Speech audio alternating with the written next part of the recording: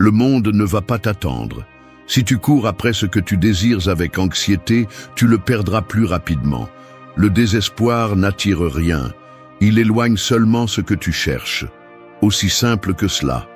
Les gens confondent le calme avec la faiblesse, mais en réalité c'est le contraire. La sérénité est le pouvoir.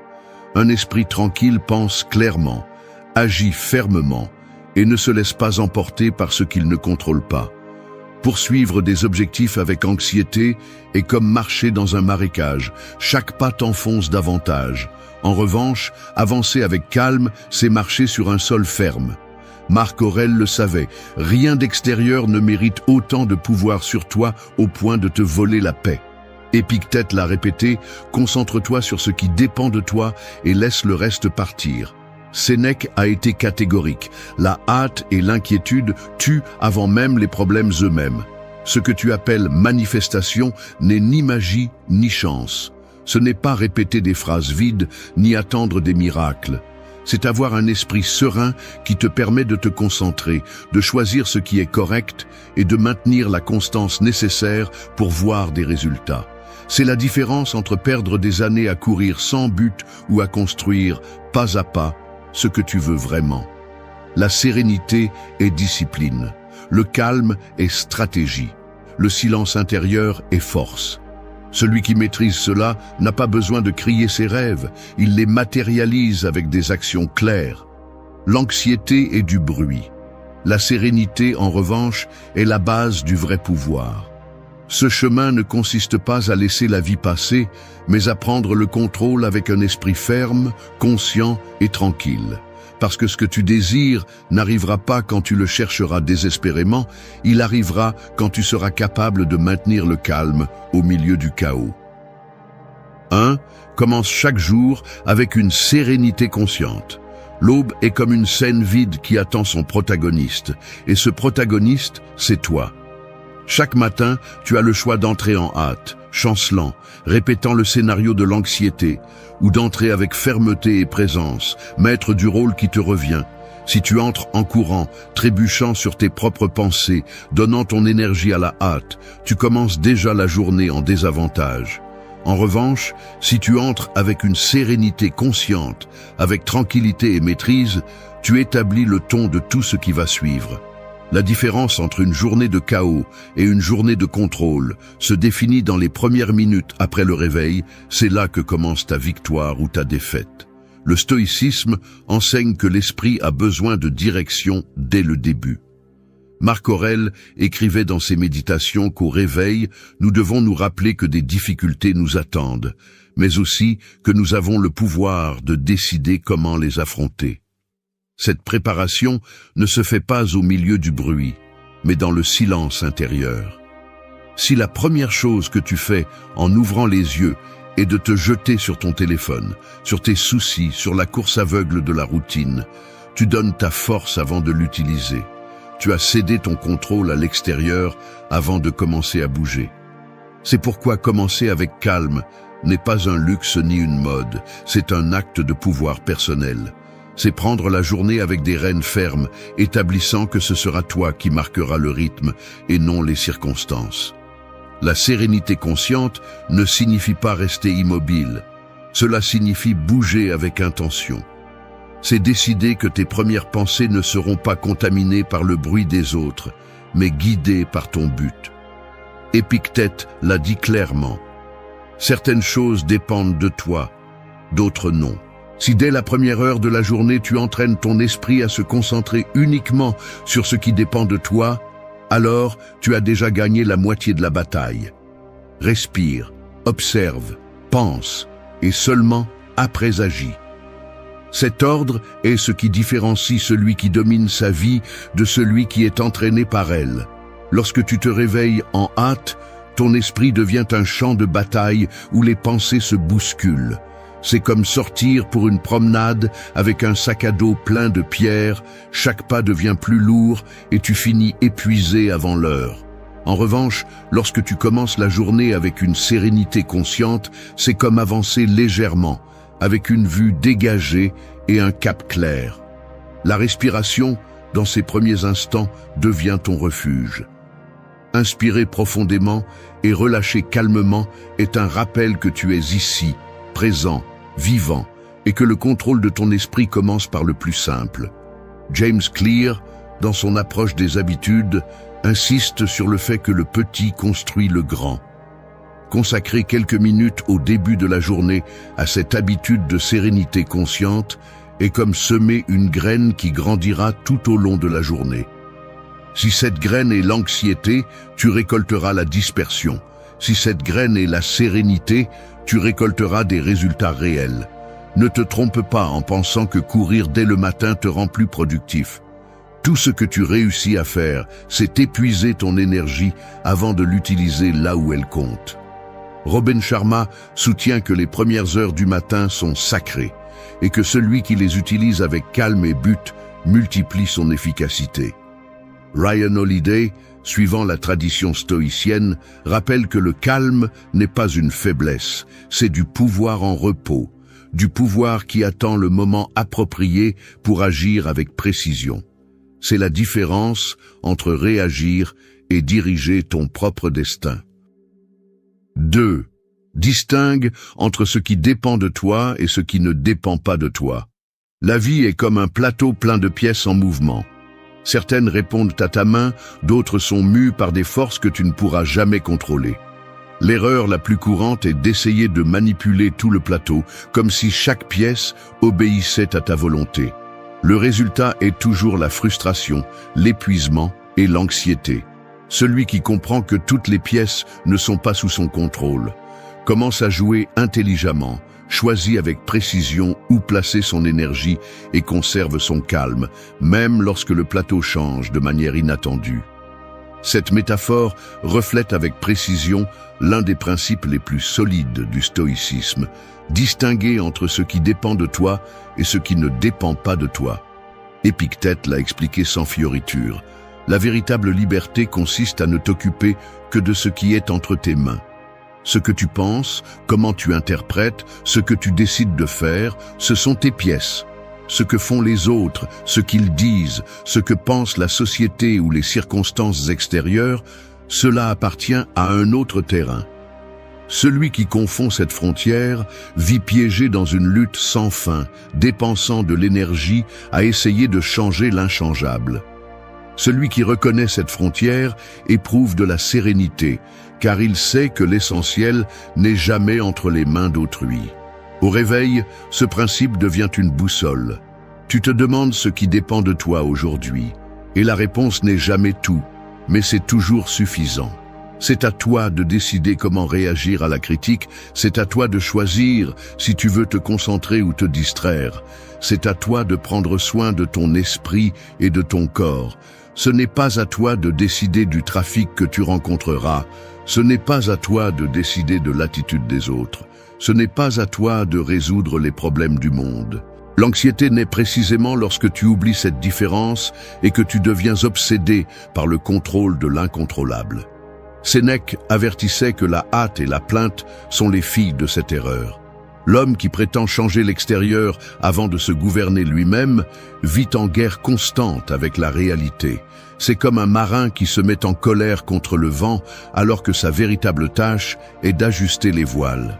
La sérénité surgit lorsque tu acceptes le vent tel qu'il est et que tu consacres ta force à la seule chose que tu peux vraiment déplacer, ta direction. C'est là que se trouve le véritable pouvoir. Dans la pratique quotidienne, ce principe se traduit par une règle simple. Chaque fois que tu ressens de la frustration, demande-toi si cela dépend de toi. Si la réponse est non, lâche prise immédiatement, car insister revient à creuser ta propre prison. Si la réponse est oui, alors agis avec détermination, car sur ce terrain, il n'y a pas d'excuse valable. Cette habitude mentale élimine l'anxiété à la racine, car elle supprime l'illusion d'un contrôle total et renforce la capacité à te concentrer sur l'essentiel. Des auteurs modernes comme Ryan Holiday le rappellent dans leur œuvre sur la tranquillité.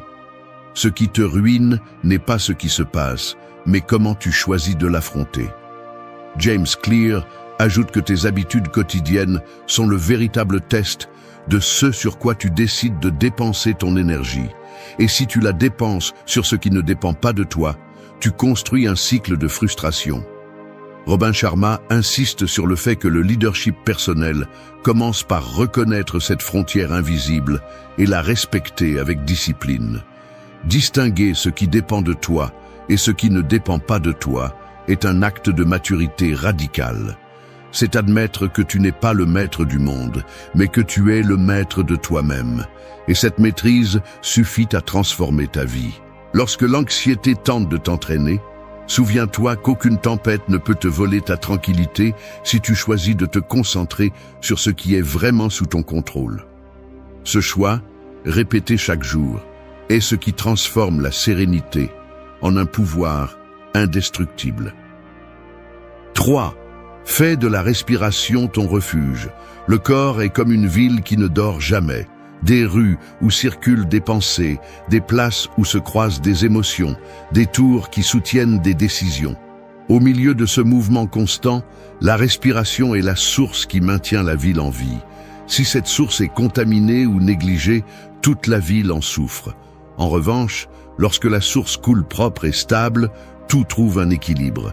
C'est ainsi que fonctionne la respiration. C'est le centre silencieux auquel tu peux revenir à tout moment. Le refuge qui te rappelle que tu es ici, maintenant, et que l'essentiel reste sous ton contrôle. Le stoïcisme enseigne que le calme ne dépend pas des circonstances extérieures, mais de la façon dont tu gouvernes ton intérieur. La respiration est la porte la plus simple vers ce domaine. Marc Aurèle écrivait sur le pouvoir de revenir à soi comme celui qui retourne à une forteresse intérieure. Ce retour commence par l'acte le plus basique, inspirer et expirer avec conscience.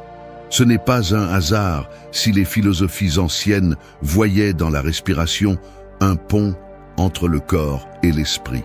Quand l'anxiété envahit, la respiration devient courte, agitée, instable. C'est comme un tambour qui marque un rythme frénétique et pousse le corps à courir sans direction. Si tu ne l'arrêtes pas, tu finis esclave de ce tambour, pris dans un cycle d'agitation. Mais en prenant le contrôle de ta respiration, tu changes le rythme du tambour et, avec lui, tout ton état interne. Une inhalation profonde et une exhalation consciente suffisent pour interrompre la chaîne du chaos. Dans ce geste simple est contenue la différence entre être dominé par l'anxiété ou la dominer toi-même. Épictète insistait sur l'importance de ne pas donner ta paix au monde. La respiration consciente est l'outil immédiat pour la récupérer chaque fois que tu la perds. Tu n'as pas besoin d'un lieu spécial, tu n'as pas besoin d'attendre que tout soit calme à l'extérieur, car le refuge voyage toujours avec toi. Il suffit de t'arrêter quelques secondes, de fermer les yeux si tu le souhaites et de concentrer ton attention sur l'air qui entre et sort. Cet instant te rend la clarté, te permet de séparer l'important du trivial et d'agir avec plus de fermeté. Dans la vie quotidienne, faire de la respiration un refuge implique de l'intégrer à des moments stratégiques. Avant de répondre à un conflit, respire. Avant de prendre une décision importante, respire. Avant de commencer une tâche exigeante, respire. Transformer cette habitude en une pratique constante change la façon dont tu affrontes la réalité. Au lieu de réagir de manière impulsive, tu agis à partir d'un état de sérénité qui multiplie tes résultats. James Clear rappelle que les petites habitudes soutiennent les grandes transformations. Robin Sharma insiste sur le fait que le contrôle personnel commence par les détails invisibles que personne d'autre ne remarque. La respiration est ce détail, si évident que nous l'ignorons, si puissant qu'il peut devenir un bouclier. Ryan Holiday, dans sa défense de la quiétude, l'explique comme un retour au centre d'où l'on peut gouverner avec clarté n'importe quelle situation. Fais de ta respiration un refuge quotidien. Non pas comme une technique occasionnelle, mais comme un rappel constant que le calme est toujours disponible si tu choisis d'y retourner.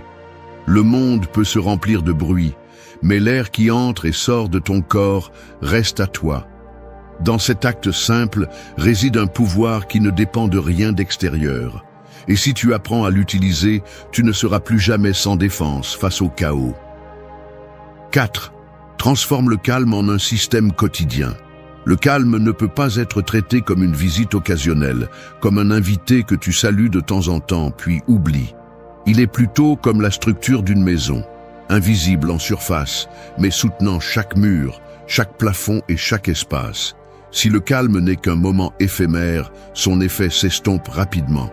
Si tu le transformes en un système quotidien, il devient le fondement qui soutient toute ta vie. Beaucoup espèrent ressentir la sérénité lorsque tout autour est en ordre, sans se rendre compte que cette attente les condamne à la frustration.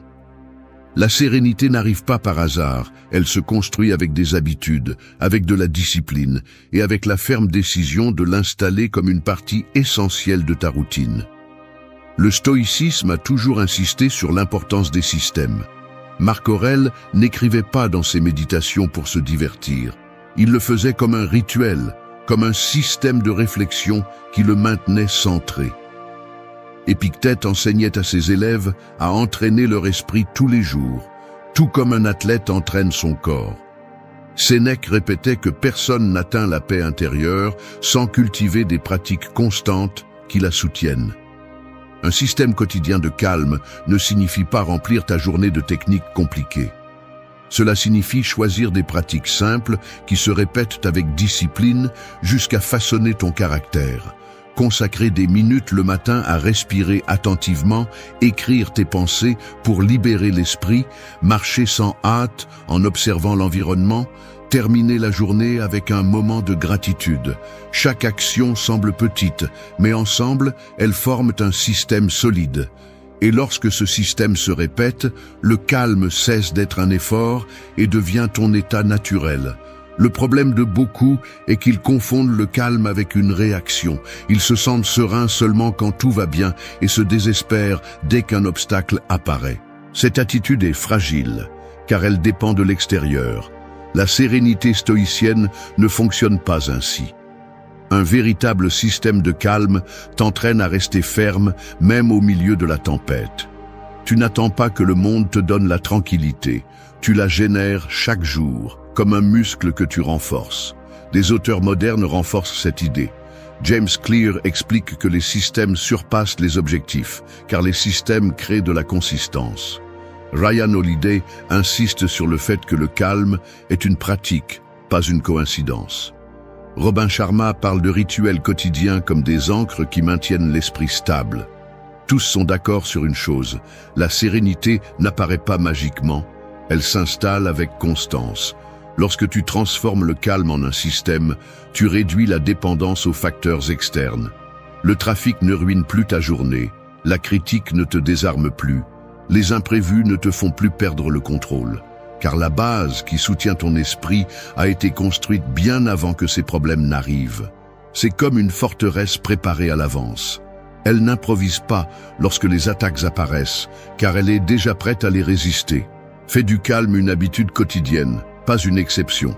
Donne-lui une place dans tes matins, une pause dans tes après-midi et une fin consciente dans tes soirées.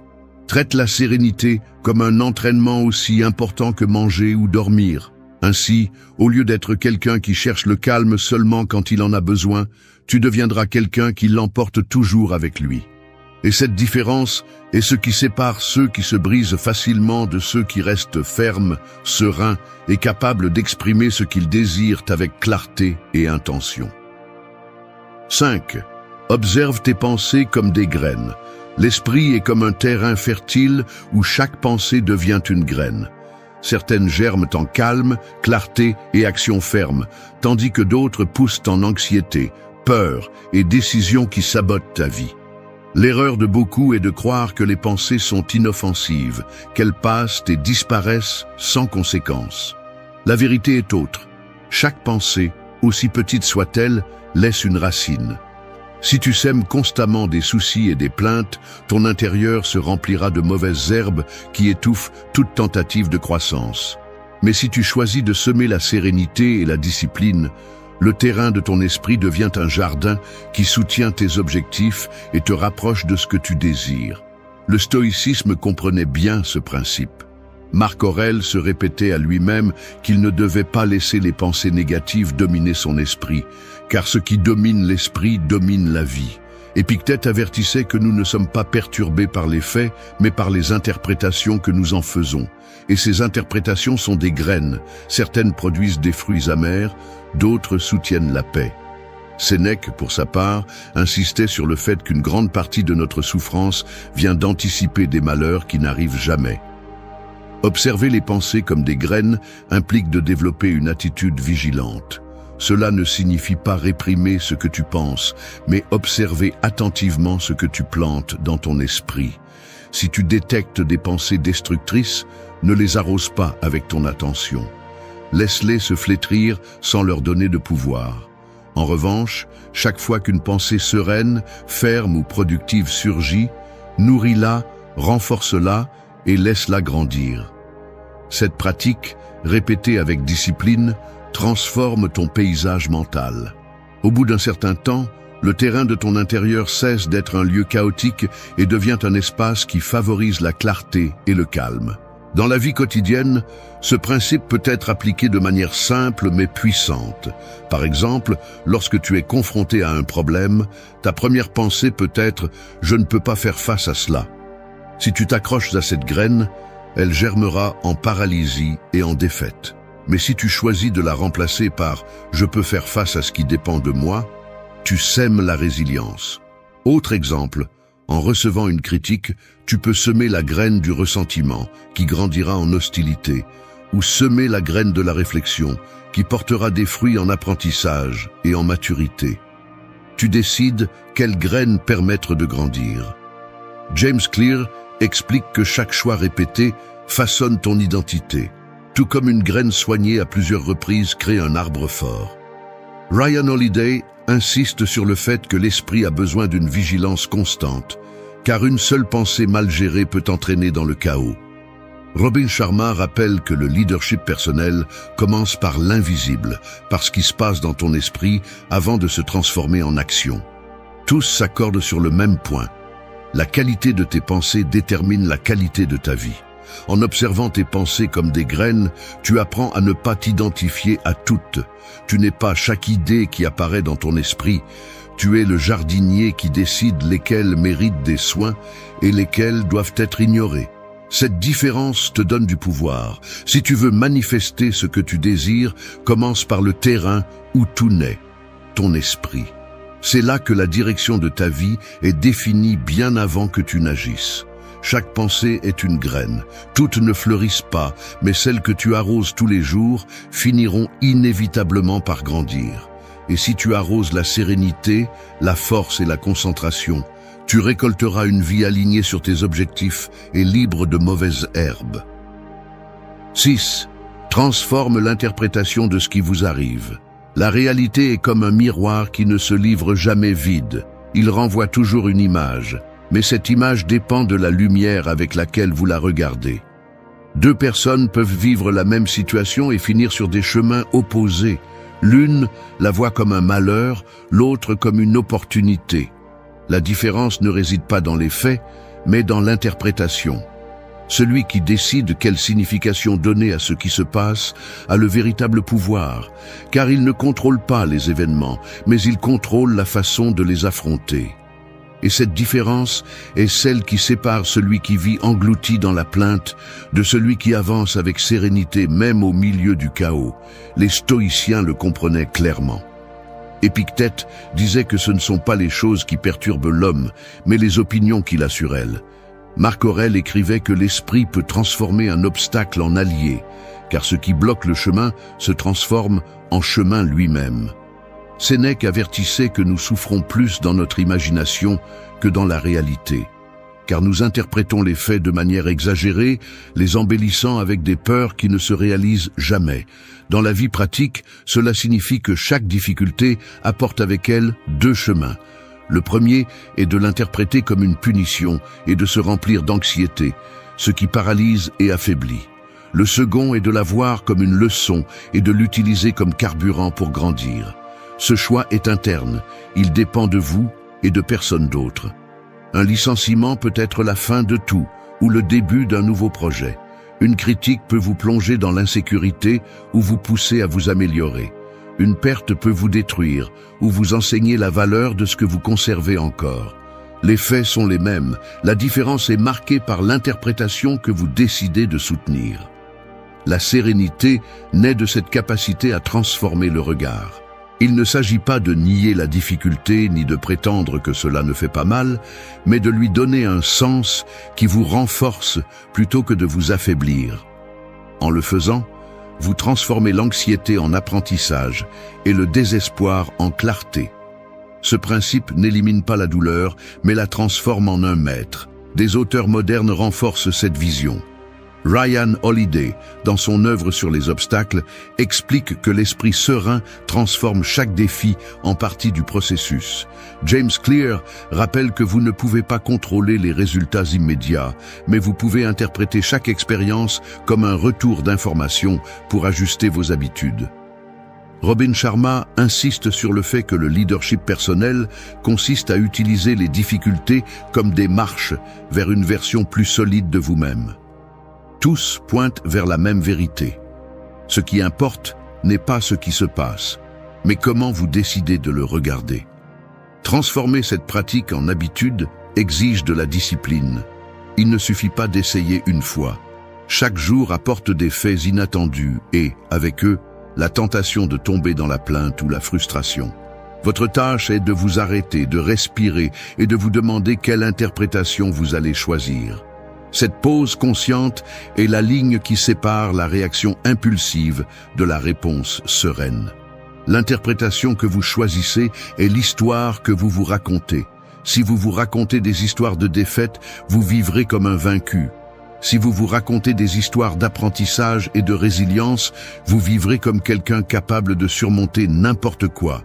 Ce n'est pas de l'auto-tromperie, c'est une décision consciente de donner un sens utile à l'inévitable. C'est la force des stoïciens et la clé pour transformer l'anxiété en sérénité. 7. Marche avec des pas sereins, pas désespérés. La vie ressemble à un long couloir rempli de portes. Certaines sont ouvertes, d'autres fermées, d'autres s'ouvriront plus tard. Celui qui avance désespérément court en se heurtant à chaque porte, pousse avec force, se frustre quand il ne parvient pas à les ouvrir et finit épuisé avant d'atteindre la moitié du chemin. Celui qui marche avec sérénité, en revanche, observe, choisit calmement, touche la bonne porte et entre sans gaspiller d'énergie. La différence ne réside pas dans la quantité d'efforts, mais dans la manière d'avancer. Marcher avec des pas sereins ne signifie pas aller lentement. Cela signifie aller avec contrôle, avec fermeté, sans l'anxiété de celui qui croit que tout doit être accompli maintenant. Les stoïciens ont toujours su que la hâte est une forme d'esclavage. Marc Aurèle écrivait que tout a son rythme et que vouloir forcer ce qui n'est pas encore arrivé, c'est vivre contre nature. Épictète avertissait que la seule chose que vous obtenez en courant désespérément est d'oublier l'essentiel, votre maîtrise de vous-même. Sénèque répétait que le temps est gaspillé quand on vit en courant après des choses qui ne dépendent pas de nous. La sérénité dans la marche est donc un rappel que ce qui construit réellement de grands résultats n'est pas la vitesse, mais la constance. Dans la pratique quotidienne, cela signifie que vous n'avez pas besoin de résoudre toute votre vie en une seule journée. Les objectifs importants sont atteints pas à pas, avec des actions cohérentes qui semblent petites, mais qui, accumulées, génèrent des changements irréversibles. Le désespoir cherche des raccourcis, mais les raccourcis soutiennent rarement un véritable progrès. Celui qui marche calmement sait que chaque pas compte, même lorsque l'avancement semble minime. La sérénité fait du processus une partie de la réalisation, tandis que l'anxiété transforme chaque retard en torture. Marcher sereinement n'est pas l'inactivité, c'est la stratégie. Le coureur désespéré trébuche parce qu'il n'observe pas. Il est désespéré parce qu'il n'attend pas. Il est fatigué parce qu'il confond vitesse et efficacité. Le marcheur serein avance en toute sécurité, parce qu'il a compris que l'important n'est pas d'arriver en premier, mais d'arriver avec clarté et force pour soutenir ce qui a été atteint.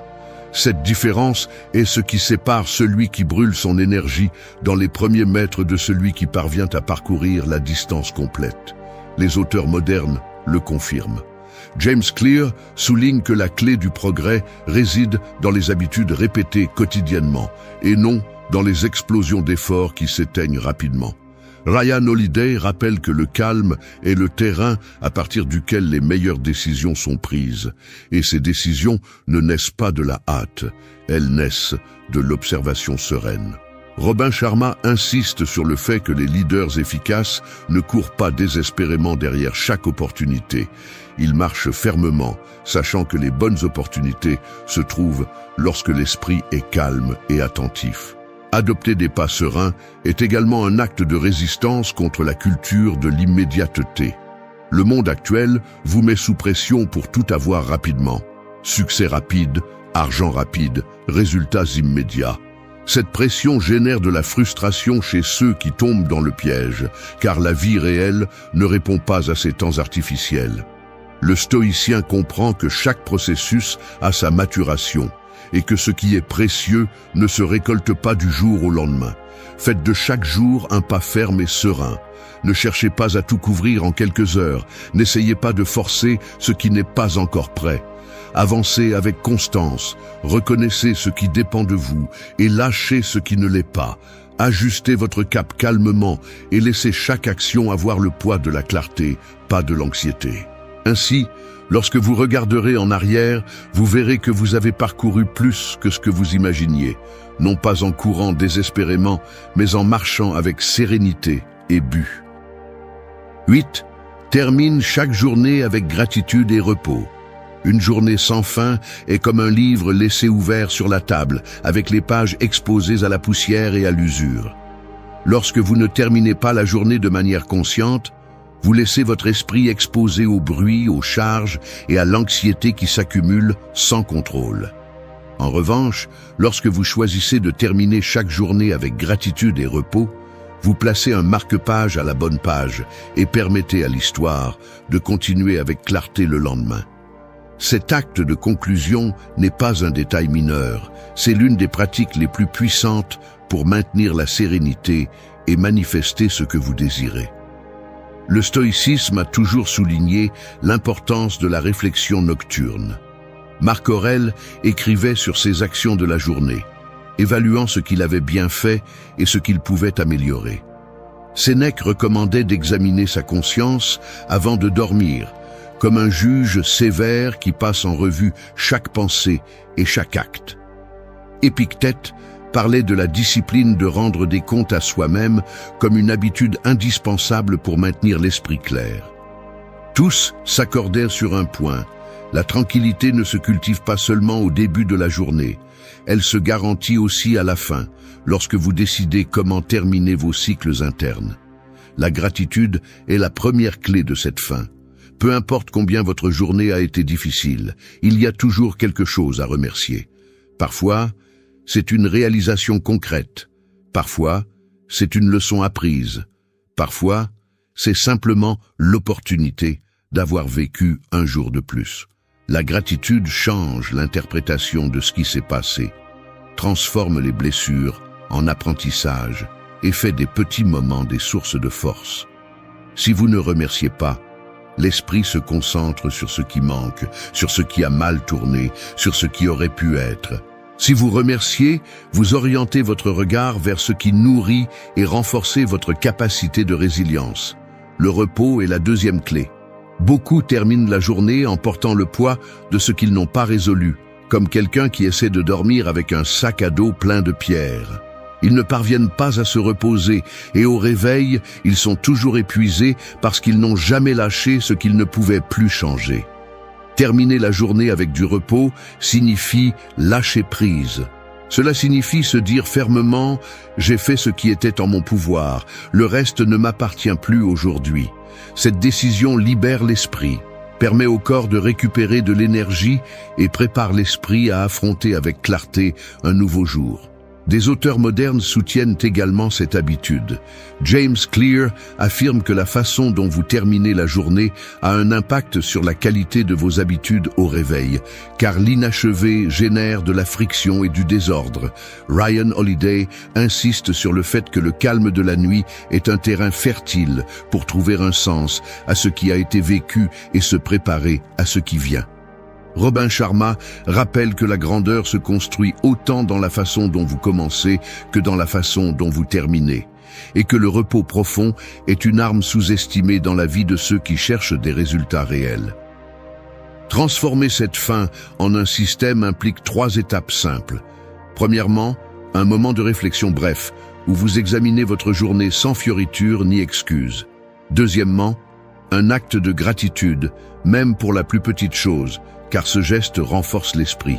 Troisièmement, un rituel de repos qui peut être de vous déconnecter du bruit numérique, de lire quelques pages qui nourrissent votre intérieur ou simplement de respirer calmement avant de dormir. Ces habitudes sont l'équivalent de fermer à clé votre maison avant d'aller vous reposer.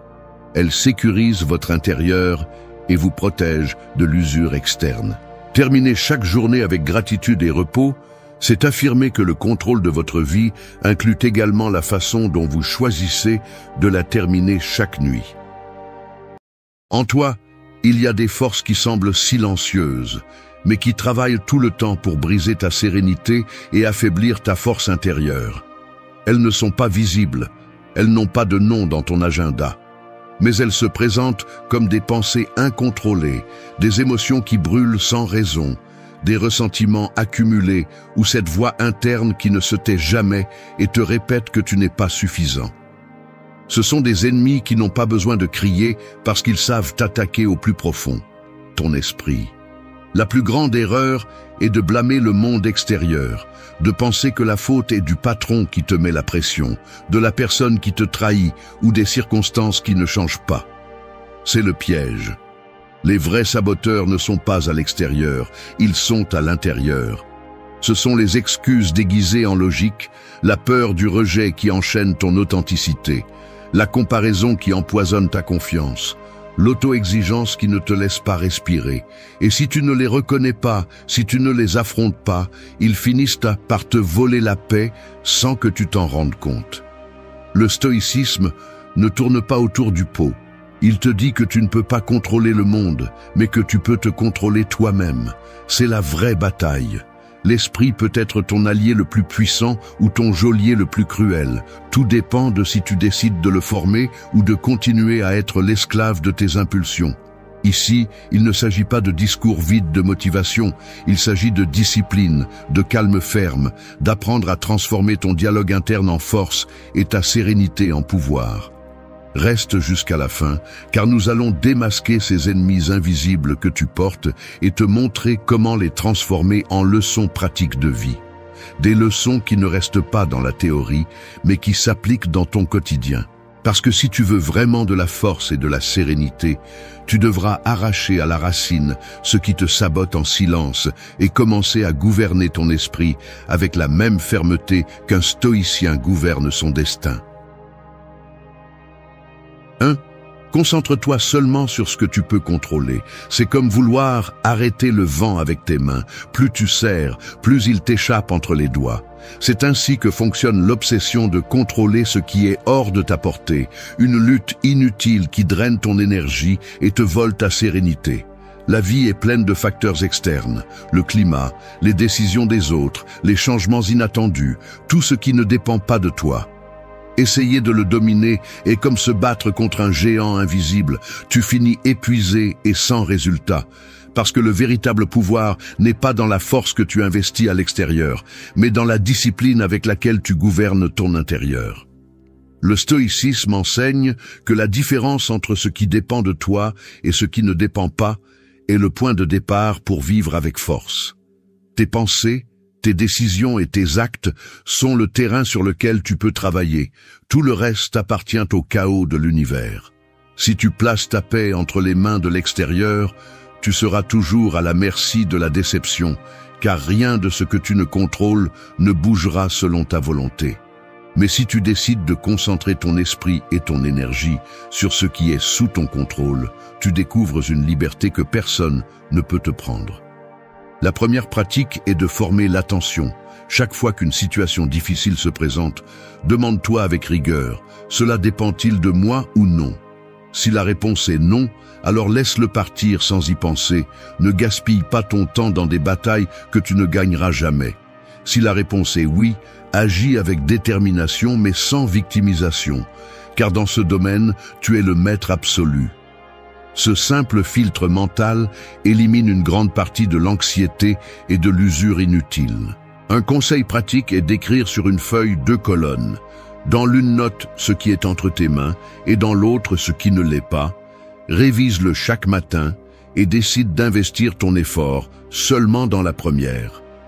Quand une pensée de contrôle apparaît, réponds-lui fermement. Ce n'est pas entre mes mains, cela ne m'appartient pas, je ne lui donnerai pas mon énergie. Fais de cette phrase un bouclier. Apprends aussi à accepter l'incertitude, car tu n'as pas besoin que le monde s'adapte à toi pour être en paix. Celui qui sait qu'il ne contrôle pas le vent ajuste ses voiles et avance ainsi plus loin que celui qui se plaint de la tempête. La sérénité naît lorsque tu comprends que ton pouvoir n'est pas de dicter le cours de la vie, mais de diriger ta réponse avec discipline. Contrôle ton esprit, et tu auras le seul contrôle qui compte, celui qui ouvre les portes de la véritable force intérieure. 2.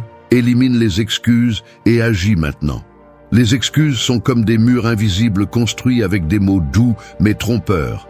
Ils semblent te protéger de l'inconfort, quand en réalité, ils t'enferment dans un cercle dont tu ne sors jamais.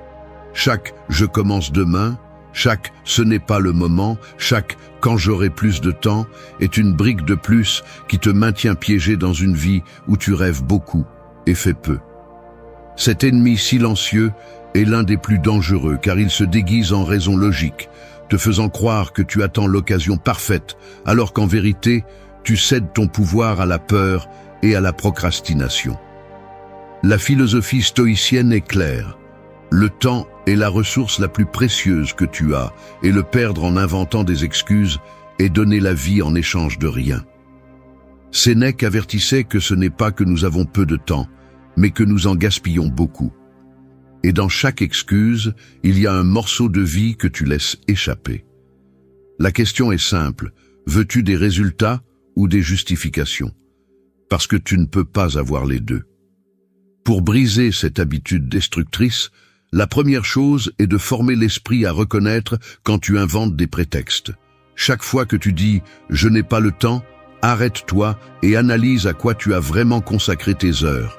Tu découvriras qu'une grande partie a été consacrée à des distractions, à des conversations sans sens ou à des activités qui n'apportent rien. Fais l'exercice de noter pendant une journée entière tout ce que tu fais, sans te mentir, et observe ensuite combien de tes supposées excuses s'effondrent face à la réalité. Le deuxième conseil est d'appliquer l'action minimale immédiate. N'attends pas la motivation pour faire un pas, car la motivation est instable et s'évapore facilement. Si tu dis que tu vas commencer à lire, ouvre le livre et lis une page maintenant. Si tu veux t'entraîner, fais 10 pompes maintenant. Si tu veux entreprendre un projet, écris le premier paragraphe de l'idée aujourd'hui même. La clé est de briser l'inertie du plus tard par des actes petits mais concrets qui te montrent que tu peux commencer à cet instant. Une autre méthode est d'assumer la responsabilité totale de tes décisions, car tant que tu crois que les circonstances sont les coupables, les excuses continueront à dominer ta vie. Au lieu de dire « je n'ai pas pu parce que j'étais fatigué », change la phrase en « j'ai décidé de ne pas le faire parce que je n'ai pas bien priorisé mon énergie ». Lorsque tu changes le langage, tu changes la mentalité et tu arrêtes de donner ton pouvoir aux justifications. N'oublie pas non plus de t'entourer de rappels visuels, place des phrases courtes dans des endroits que tu fréquentes, comme « fais-le maintenant » ou « ne te mens plus ». Ces messages agissent comme des coups de réalité lorsque ton esprit commence à inventer des prétextes. Au final, la différence entre ceux qui avancent et ceux qui restent coincés n'est pas le talent, c'est l'action. La personne qui se discipline à exécuter, même avec de petits pas, finit par réaliser ce qui semblait impossible, tandis que celle qui se cache derrière des excuses continue à attendre le moment idéal qui n'arrive jamais. Si tu veux de la force intérieure et une véritable sérénité, élimine le mensonge des justifications et commence aujourd'hui, car demain n'est qu'une autre excuse déguisée. 3. Lâche les ressentiments et avance. Le ressentiment est comme porter un sac à dos plein de pierres qui n'ont jamais appartenu à ton voyage. Au début, tu peux continuer à marcher, mais à chaque pas, le poids augmente jusqu'à ce qu'il arrive un moment où tu n'avances plus. S'accrocher à la rancune, c'est permettre à ce que les autres ont fait de continuer à avoir du pouvoir sur toi longtemps après, c'est vivre enchaîné à un passé qui ne change pas et en même temps renoncer à la paix du présent. Cet ennemi silencieux ne se montre pas toujours avec des cris ou des confrontations. Il se cache souvent dans de longs silences, dans des pensées récurrentes ou dans ce sentiment d'amertume qui apparaît chaque fois que tu te souviens d'un fait douloureux. La philosophie stoïcienne nous rappelle que nous ne contrôlons pas les actions des autres, seulement notre réponse. Rester coincé dans la blessure, c'est donner ta sérénité à l'offenseur, lui donner de l'espace dans ton esprit et lui permettre de continuer à t'affecter, même quand il n'est plus là. Marc Aurèle disait que la meilleure vengeance est de ne pas ressembler à celui qui t'a fait du mal. Et dans cette phrase se trouve le cœur de la pratique. Lâcher prise ne signifie pas justifier. Cela signifie récupérer ton pouvoir pour ne plus porter ce qui ne te correspond pas. Le premier conseil pour te libérer du ressentiment est de le reconnaître sans masque, car beaucoup préfèrent l'appeler indignation juste ou souvenir du mal pour ne pas admettre que c'est de la rancune. Écris-le, donne-lui un nom et admets combien de temps tu traînes cette émotion, car ce qui n'est pas nommé ne peut pas être transformé. La deuxième étape est d'accepter que le passé ne peut pas être modifié. La seule chose que tu peux décider est comment tu veux vivre à partir de maintenant. Chaque fois qu'un souvenir revient, au lieu de nourrir la blessure, répète-toi fermement. Cela s'est déjà produit. Je ne le souffrirai pas deux fois. Un exercice pratique est de pratiquer la compassion, non pas dans le sens naïf de justifier l'autre, mais de comprendre que tout le monde agit à partir de ses propres limites et ombres. Cela n'efface pas ce qui s'est passé, mais cela te permet de le regarder avec distance et de lâcher le poison que tu laisses en toi lorsque tu t'accroches au ressentiment. Il est également utile de remplacer chaque pensée de rancune par une action positive immédiate. Cela peut être de s'entraîner, d'écrire, de lire ou de travailler sur un projet. De cette façon, tu rediriges l'énergie et évites qu'elle ne s'accumule dans la douleur. Le ressentiment perd de sa force lorsque tu décides de te concentrer sur la construction de ce qui dépend de toi. Car tant que tu investiras ton énergie à haïr ce qui est déjà passé, tu n'auras pas d'espace pour créer ce qui vient. Rappelle-toi que pardonner n'est pas toujours se réconcilier. Pardonner, c'est rompre la chaîne qui te maintient attaché à ce qui t'a blessé. C'est une décision de liberté, pas une faveur à l'autre. Avancer nécessite du courage, car la rancune est confortable, elle te donne une excuse pour ne pas continuer. Mais si tu veux une véritable force intérieure, tu dois lâcher le sac à dos et marcher plus léger. Le stoïcien ne vit pas attaché au passé. Il l'observe, apprend et le laisse partir, car il sait que la vie se construit en regardant vers l'avant, pas en regardant toujours en arrière. 4. Arrête de te comparer aux autres. La comparaison est comme un miroir brisé qui ne reflète jamais la réalité complète. Tu te regardes dedans en espérant y trouver de la clarté, et tout ce que tu obtiens, ce sont des fragments déformés. Chaque fois que tu te mesures à la vie de quelqu'un d'autre, tu le fais à travers un verre qui sélectionne seulement ce qui brille et cache ce qui fait mal. Tu vois des succès, des possessions, des sourires sur des photos, mais tu ne vois pas les luttes internes, les nuits de doute, ni les échecs qu'ils ne montrent pas. Te comparer aux autres, c'est te condamner à une course sans fin, car il y aura toujours quelqu'un de plus fort, de plus riche, de plus reconnu ou de plus rapide. Et si ta valeur dépend de cette course, tu ne te reposeras jamais. Le stoïcisme enseigne que la seule mesure valable est ton propre progrès, pas celui du voisin, pas celui du collègue de travail, pas celui de la personne que tu admires sur les réseaux sociaux. Marc Aurèle rappelait que chacun vit selon sa nature et que se préoccuper de ce que font les autres est s'éloigner de la tâche la plus importante, gouverner sa propre vie. Pendant que ton attention se dissipe en regardant les réalisations des autres, tu négliges le seul terrain où tu peux grandir, qui est en toi. Le premier conseil pour arrêter de te comparer est d'apprendre à observer sans envie. Quand quelqu'un obtient quelque chose, remplace-le par une question utile. Qu'est-ce que je peux apprendre de cette personne qui m'aidera à grandir en ce qui dépend de moi? Cette transformation mentale transforme la comparaison en inspiration et coupe à la racine le poison de la frustration. Le deuxième conseil est de mesurer ton progrès par rapport à toi-même. Fais un bilan de comment tu étais il y a 6 mois, 1 an ou 5, et reconnais les domaines dans lesquels tu as grandi. Si tu ne mesures ta vie qu'en contraste avec les autres, tu ne verras jamais jusqu'où tu es arrivé parce que tu seras occupé à regarder vers l'extérieur. Tiens un journal où tu enregistres de petites réalisations, non pas pour les montrer, mais pour te rappeler que ton chemin a de la valeur en soi. Un troisième conseil est de limiter le temps passé dans des espaces qui alimentent la comparaison, comme les réseaux sociaux. Souvent, ce n'est pas que tu veux concurrencer, mais que tu t'exposes constamment à une vitrine artificielle où les gens montrent leur meilleur visage et cachent le reste. Réduis cette exposition et tu verras comment l'esprit se libère de l'impulsion de se mesurer tout le temps.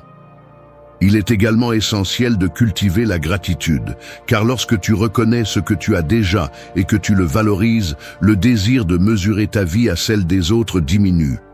Écris chaque soir 3 choses pour lesquelles tu es reconnaissant, et tu te rendras compte que ce que tu possèdes, même si cela ne brille pas dans une vitrine, est suffisant pour vivre avec dignité et sérénité. La comparaison est un ennemi silencieux, car elle ne semble jamais nuisible au début, mais si tu ne la contrôles pas, elle corrode l'estime de soi et sabote l'authenticité.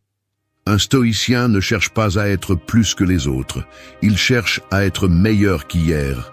Et c'est là la vraie victoire, non pas dans le fait de gagner une course sans fin, mais dans le fait d'avancer avec détermination sur ton propre chemin. 5.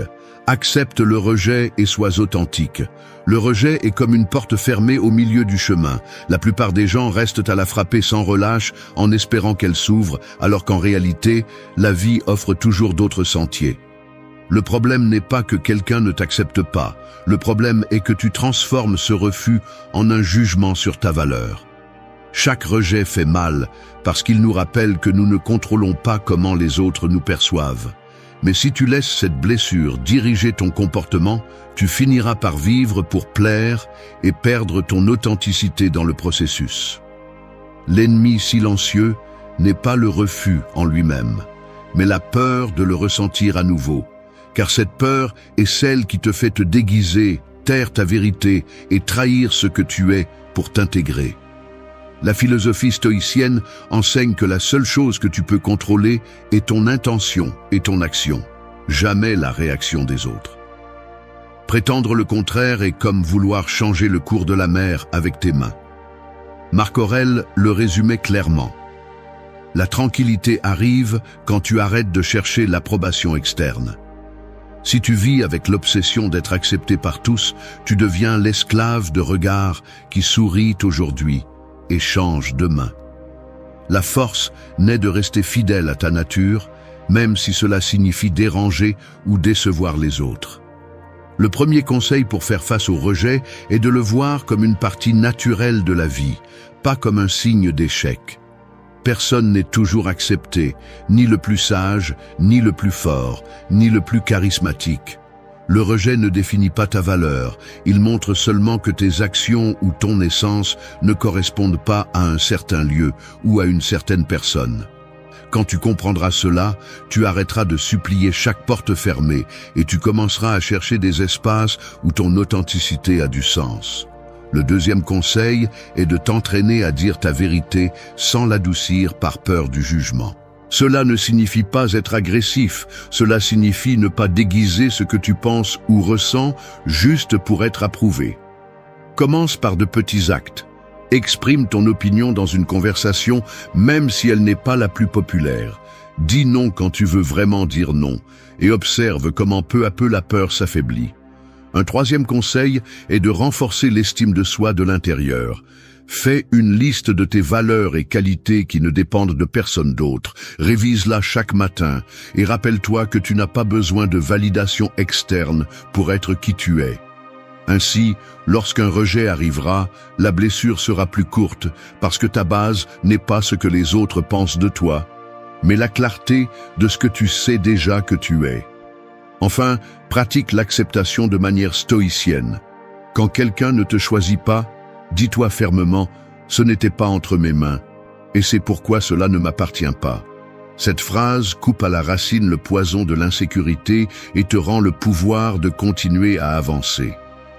Le rejet n'est pas une fin, c'est une redirection. Et celui qui apprend à l'embrasser sans perdre son authenticité découvre que la véritable approbation qui compte est celle qu'il se donne à lui-même. 6. Maîtrisez vos émotions avec calme. Les émotions sont comme des chevaux sauvages. Si vous les montez sans rêne, ils vous entraînent dans n'importe quelle direction et vous finissez par terre blessée. Mais si vous apprenez à les guider avec fermeté, cette même force vous emmène plus loin que vous ne l'imaginiez. La colère, la tristesse, l'euphorie ou la peur ne sont pas en elles-mêmes des ennemis. Ce qui est dangereux, c'est lorsque vous les laissez gouverner votre vie sans contrôle. L'ennemi silencieux n'est pas de ressentir, car ressentir est humain, mais de perdre le contrôle et de permettre à une réaction momentanée de décider de votre destin. Celui qui explose dans une crise de colère peut détruire des relations, perdre des opportunités et porter des culpabilités qui durent bien plus longtemps que l'émotion qui les a provoquées. La philosophie stoïcienne ne propose pas de supprimer les émotions, elle propose de les maîtriser avec calme. Épictète enseignait que ce ne sont pas les choses qui nous perturbent, mais les interprétations que nous en faisons. Lorsque vous apprenez à filtrer vos pensées, vous découvrez qu'il y a derrière chaque émotion intense une idée que vous pouvez examiner, questionner et transformer. Cette pause consciente est ce qui différencie celui qui vit esclave de ses impulsions de celui qui les transforme en carburant pour grandir. Le premier conseil pour maîtriser les émotions est de les reconnaître au moment précis où elles apparaissent. Lorsque vous sentez la colère monter, nommez-la, dites-vous « je ressens de la colère ». Et cette simple prise de conscience commence à désactiver la force aveugle de la réaction. Il en va de même pour la peur, la tristesse ou la frustration. En les nommant, vous prenez du recul et évitez qu'elles ne prennent le contrôle de vous automatiquement. Le deuxième conseil est de pratiquer la respiration consciente, car le corps et l'esprit sont liés, et lorsque votre respiration se calme, l'émotion perd en intensité. Il suffit de 3 respirations profondes pour freiner une impulsion qui pourrait gâcher votre journée. Faites de cet exercice une habitude. Chaque fois qu'une émotion forte apparaît, respirez avant de répondre. Un troisième conseil est de s'entraîner à la perspective. Demandez-vous à chaque moment d'intensité. Est-ce que cela aura encore de l'importance dans 1 mois, dans 1 an, dans 5 ans? La plupart des problèmes qui nous consument aujourd'hui sont insignifiants dans la perspective du temps. Et s'en souvenir vous aide à réduire le poids émotionnel que vous leur accordez dans le présent. Il est également utile de canaliser l'énergie émotionnelle en action constructive. Si vous ressentez de la colère, transformez-la en discipline physique en vous entraînant ou en marchant rapidement. Si vous ressentez de la tristesse, transformez-la en écriture. Si vous ressentez de la peur, utilisez-la pour mieux planifier. Ainsi, vous montrez que vous n'avez pas besoin de nier ce que vous ressentez, mais de le diriger vers un résultat qui vous renforce. Maîtriser les émotions avec calme ne signifie pas être froid ou indifférent. Cela signifie rester ferme lorsque tout en vous veut trembler. Le stoïcien n'est pas de pierre, mais il n'est pas non plus un esclave de son feu intérieur. Il sait que la sérénité est le véritable pouvoir, car celui qui gouverne son intérieur ne peut être détruit par ce qui se passe à l'extérieur. Et lorsque vous apprenez à monter ces chevaux sauvages, vous découvrez que la force qui vous entraînait auparavant vous propulse maintenant avec direction et contrôle. 7. Transforme l'exigence en discipline. L'exigence démesurée ressemble à porter une balance brisée sur les épaules. Peu importe l'effort que vous faites, elle indique toujours que ce n'est pas suffisant. Celui qui vit esclave de l'auto-exigence ne se repose jamais, car la norme qu'il poursuit bouge comme l'horizon. Plus il avance, plus elle s'éloigne. Cet ennemi silencieux mine la sérénité, car il vous fait confondre perfection avec progrès et vous transforme en votre propre bourreau. Le stoïcisme nous enseigne que l'excellence ne vient pas de se punir, mais de cultiver une discipline constante. La différence est claire. L'exigence naît de la peur de ne pas être suffisant, tandis que la discipline découle de l'engagement envers la croissance.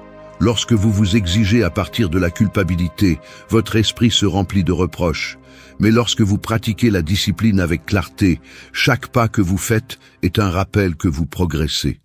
Premier conseil, changez la façon dont vous vous parlez. Au lieu de dire « je dois le faire parfaitement », affirmez fermement « je vais faire de mon mieux aujourd'hui ». Cette petite variation transforme la pression en direction et vous permet de maintenir l'effort sans vous épuiser. La voix intérieure est le carburant de vos actions. Si elle est toujours formulée à partir de l'exigence, ce que vous construisez sera marqué par l'anxiété et l'épuisement. Deuxième conseil, fixez des objectifs atteignables et mesurables. La discipline se nourrit de résultats concrets, pas d'idéaux inaccessibles. Divisez de grands objectifs en petites tâches et accomplissez-les avec constance. Cela montre à votre esprit que vous progressez et réduit la frustration de sentir que ce n'est jamais suffisant. L'auto-exigence vous fait voir une montagne impossible. La discipline vous fait vous concentrer sur le prochain pas. Troisième conseil, introduisez le repos comme partie de la stratégie, pas comme une récompense. Celui qui se demande trop voit le repos comme une perte de temps, alors qu'en réalité, c'est l'outil qui vous maintient fort et clair. Programmez des pauses, un sommeil adéquat et des moments de réflexion, car la discipline ne consiste pas à faire plus, mais à soutenir ce que vous faites avec intelligence. Quatrième conseil, reconnaissez vos réalisations, même si elles sont petites. L'exigence ne s'arrête jamais pour apprécier ce qui a été accompli, mais la discipline se renforce lorsque vous célébrez chaque progrès. Tenez un registre de vos progrès et revoyez ce que vous avez déjà surmonté. Cela nourrit votre motivation et vous rappelle que le chemin en vaut la peine. Transformer l'exigence en discipline, c'est lâcher la chaîne qui vous punit et la remplacer par un système qui vous pousse. Le stoïcien ne cherche pas la perfection impossible, il cherche la cohérence entre ce qu'il pense, dit et fait. Et dans cette cohérence, il trouve la force de grandir sans se détruire. Celui qui vit de l'exigence se sent toujours insuffisant. Celui qui vit de la discipline découvre que la véritable grandeur n'est pas d'être parfait, mais de rester ferme et constant jour après jour. 8. Reprogrammez votre voix intérieure. La voix intérieure est comme une radio allumée jour et nuit. Parfois elle joue des mélodies qui stimulent et parfois elle répète des messages qui blessent. Vous ne pouvez pas l'éteindre, mais vous pouvez choisir quelle station écouter. L'ennemi silencieux apparaît lorsque cette voix devient un critique impitoyable, vous rappelant vos erreurs, exagérant vos défauts et éteignant chaque étincelle de confiance. Si vous ne la reprogrammez pas, elle finit par façonner votre identité avec des phrases que vous n'avez jamais choisies, mais que vous avez acceptées comme des vérités. Le stoïcisme enseigne que l'esprit peut être un allié ou un geôlier, et une grande partie de cette différence se joue dans le dialogue interne. Si chaque pensée est un coup, tôt ou tard, elle vous brisera. Mais si vous apprenez à vous parler avec fermeté et clarté, chaque mot devient une brique avec laquelle vous construisez une forteresse. La sérénité ne dépend pas seulement de contrôler les émotions visibles, mais aussi de maîtriser cette conversation constante que personne d'autre n'entend, mais qui détermine comment vous réagissez face à la vie. Premier conseil, identifiez les phrases les plus répétées de votre voix intérieure.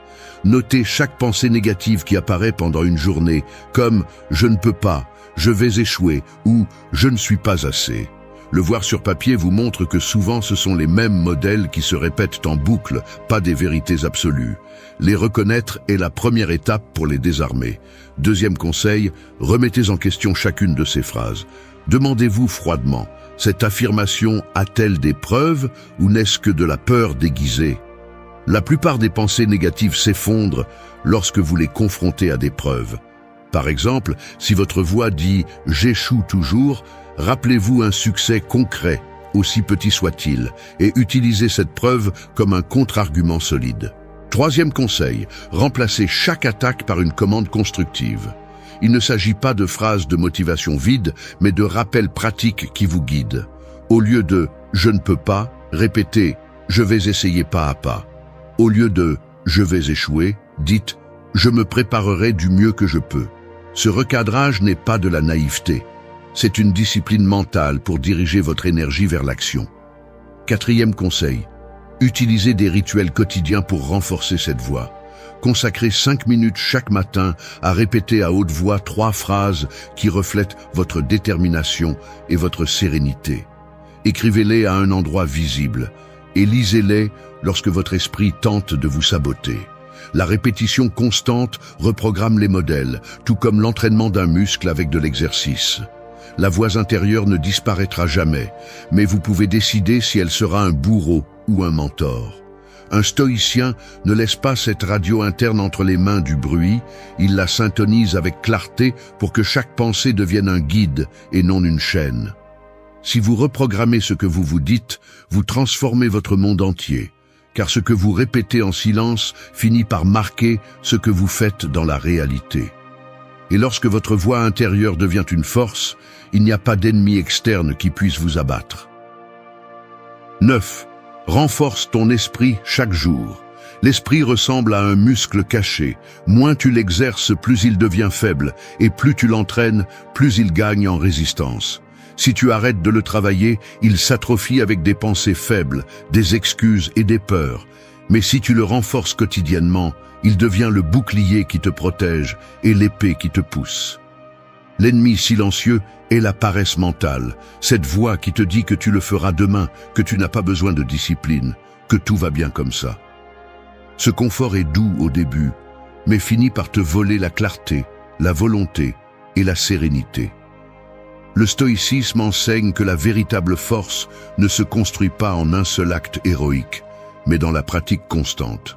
Épictète rappelait que personne ne devient philosophe par des discours, mais par des exercices quotidiens. L'esprit a besoin du même traitement que le corps. Il a besoin d'entraînement pour rester fort face à l'adversité et flexible face au changement. Celui qui n'entraîne pas son esprit vit à la merci de toute émotion, circonstance ou parole étrangère. Premier conseil, commence la journée avec un rituel de concentration. Avant d'allumer ton téléphone ou de te perdre dans les distractions, consacre quelques minutes à la réflexion, la lecture ou l'écriture.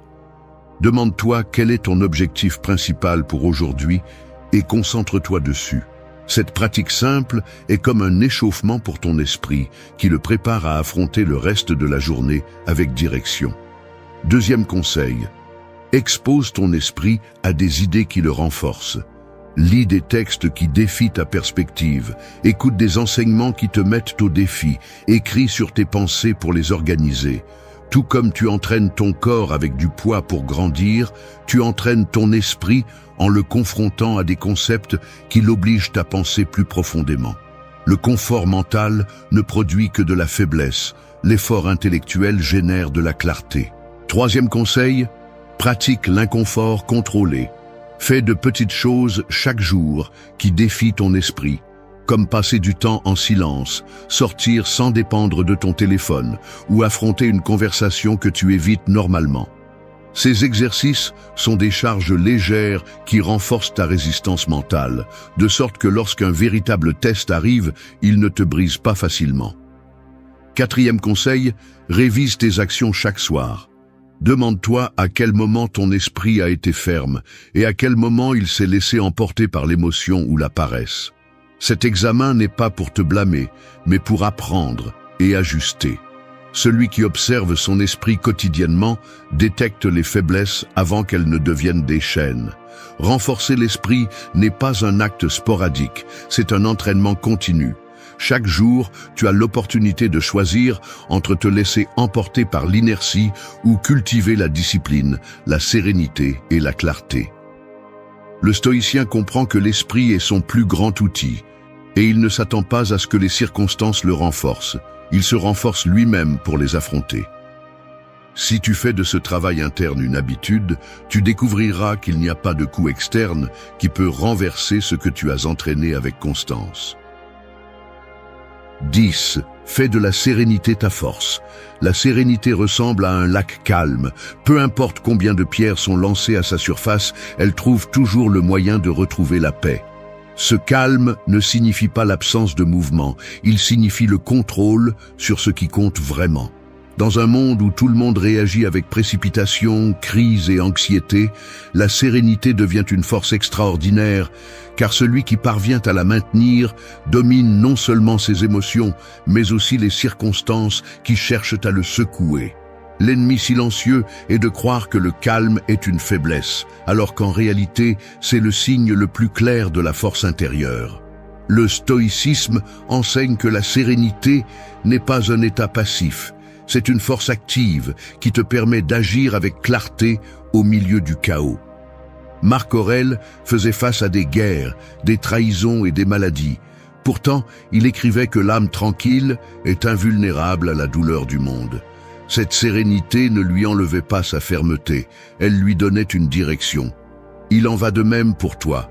Lorsque tu choisis de garder ton calme, tu ne cesses pas de te battre, tu combats simplement à partir d'une position de contrôle, plutôt que de le faire à partir du désespoir. Premier conseil, pratique la pause consciente avant de réagir. Chaque fois que tu fais face à une provocation, reste silencieux pendant quelques secondes et respire. Cet instant coupe l'impulsion et te rend le commandement. La sérénité ne vient pas de l'élimination des problèmes, elle vient de la réponse intelligente au lieu de la colère ou de la peur. Deuxième conseil, entraîne ta capacité à accepter l'inévitable. Beaucoup de choses ne changeront pas parce que tu le souhaites, et résister ne fait que multiplier la frustration. Lorsque tu apprends à accepter sereinement ce qui ne dépend pas de toi, tu libères de l'énergie pour l'investir dans ce que tu peux transformer. Cette acceptation n'est pas de la résignation, c'est une stratégie de pouvoir. Troisième conseil, entoure-toi d'environnements qui nourrissent ton calme. Le bruit constant, les discussions sans sens et les distractions interminables sont les ennemis de la sérénité. Consacre du temps chaque jour au silence, à la réflexion ou à la nature, car ces espaces rechargent ton esprit et te préparent à résister au désordre extérieur. Quatrième conseil, cultive des pensées qui servent d'encre. Répète des phrases courtes qui te ramènent au présent comme « cela aussi passera » ou « je contrôle seulement ma réaction ». Ces affirmations agissent comme des rappels qui te maintiennent fermement lorsque la tempête essaie de t'emporter. La sérénité est le sommet de la force, car celui qui parvient à l'atteindre ne se brise pas face à la critique, la perte ou le rejet. Fais-en ta force et tu découvriras que tu n'as pas besoin de crier pour être entendu, ni de t'imposer pour avoir le contrôle. Le monde appartient à ceux qui peuvent garder leur calme au milieu du bruit, car dans ce silence ferme réside la véritable autorité sur la vie. Merci d'être resté jusqu'à la fin de la vidéo. Les questions manipulatrices sont des couteaux enveloppés de velours. Elles arrivent déguisées en innocence, avec un ton doux, mais leur tranchant pointe directement vers votre sécurité émotionnelle. Pourquoi es-tu si nerveux? Ne me fais-tu pas confiance? N'est-ce pas de ta faute? Ce ne sont pas de véritables doutes, ce sont des pièges conçus pour vous déstabiliser, pour que vous cédiez le contrôle et commenciez à vous justifier comme si vous deviez des explications au monde. Celui qui manipule ne cherche pas la clarté, il cherche le contrôle. Il veut semer en vous la graine de la culpabilité, le poison de l'insécurité et le poids du doute. Si vous répondez avec anxiété, si vous vous précipitez pour vous justifier, vous avez déjà perdu. Vous avez cédé votre terrain, vous avez abandonné votre calme et vous avez mis votre esprit entre les mains de celui qui sait exactement comment vous faire chanceler. C'est ici que la philosophie stoïcienne devient votre armure. Marc Aurèle le comprenait, la véritable bataille n'est pas dans le bruit extérieur, mais dans l'ordre intérieur. Sénèque le disait sans détour, celui qui réussit à ne pas réagir a déjà vaincu le provocateur. Et Épictète était encore plus clair, tu peux tout me prendre, sauf la façon dont je choisis de répondre. C'est la clé. Cette vidéo est un manuel pour faire face à ces pièges avec fermeté. Il ne s'agit pas de donner des réponses astucieuses ou de gagner des discussions absurdes, mais de maintenir votre autorité silencieuse, de ne pas céder le calme, de montrer que votre esprit est un terrain impossible à conquérir. Ici, vous apprendrez 10 attitudes qui, si vous les pratiquez, vous protégeront contre toute tentative de manipulation déguisée en questions innocentes. Parce que celui qui maîtrise son esprit désarme le manipulateur sans lever le petit doigt. 1. Pourquoi réagis-tu ainsi pour quelque chose de si petit? L'une des questions les plus empoisonnées qu'un manipulateur peut poser est celle-ci. Pourquoi réagis-tu ainsi pour quelque chose de si petit? Cela semble être une phrase innocente, même chargée de calme. Mais en réalité, c'est un dard déguisé qui cherche un seul effet, invalider ce que tu ressens. Ce qui pour toi est grand, important ou douloureux est soudainement réduit à la catégorie d'exagération. C'est le mouvement typique qui minimise ton expérience et te place dans la position de devoir justifier ta réaction, comme si tu étais faible ou ridicule pour ressentir ce que tu ressens. Derrière cette question se cache une stratégie claire, te faire douter de toi-même. Le manipulateur sait que, s'il parvient à te convaincre que tu surréagis, il commencera à contrôler non seulement la conversation, mais aussi ta perception de la réalité. En transformant ton irritation en quelque chose de petit, il place le poids sur tes épaules, te faisant te sentir coupable de réagir. Et si tu acceptes cette étiquette, tu finis par lui donner le pouvoir de décider ce qui est important et ce qui ne l'est pas dans ta vie. Un exemple simple, quelqu'un te manque de respect et tu le soulignes. Au lieu de reconnaître son erreur, cette personne sourit et répond « Pourquoi réagis-tu ainsi pour quelque chose de si petit ?» Soudainement, la discussion cesse d'être sur son manque de respect et commence à tourner autour de ton exagération. C'est le piège. Le focus change et tu te retrouves coincé dans le besoin de prouver que tu n'exagères rien. C'est un jeu de miroir dans lequel tu perds toujours si tu acceptes la dynamique. Comment neutraliser cette manœuvre? La première étape est de reconnaître qu'il n'y a pas une telle chose comme quelque chose de si petit quand cela va à l'encontre de ta paix, tes limites ou ta dignité. Ce qui est insignifiant pour l'autre peut être fondamental pour toi. Cette différence n'est pas une faiblesse, c'est une identité. Donc, le premier conseil est de ne pas permettre qu'on te dicte l'échelle de ce qui vaut ou ne vaut pas. Tes émotions et ta perception ont de la légitimité. La deuxième étape est de ne pas tomber dans la justification. Lorsque tu es confronté à cette question, évite des phrases comme « c'est que pour moi c'est important », dites sur un ton défensif. Cela ne fait que renforcer le piège. À la place, réponds avec fermeté et calme. Pour moi, ce n'est pas petit, et cela suffit. Tu n'as pas besoin d'expliquer davantage, car chaque explication est un fil de plus dans la toile du manipulateur. Troisièmement, pratique l'art du silence stratégique. Le stoïcisme enseigne que la grandeur n'est pas dans l'intensité de la réaction, mais dans la maîtrise de soi. Sénèque disait que ce ne sont pas les choses qui nous blessent, mais l'interprétation que nous leur donnons. Ici, la clé est que l'interprétation soit la tienne, pas celle que quelqu'un d'autre veut t'imposer.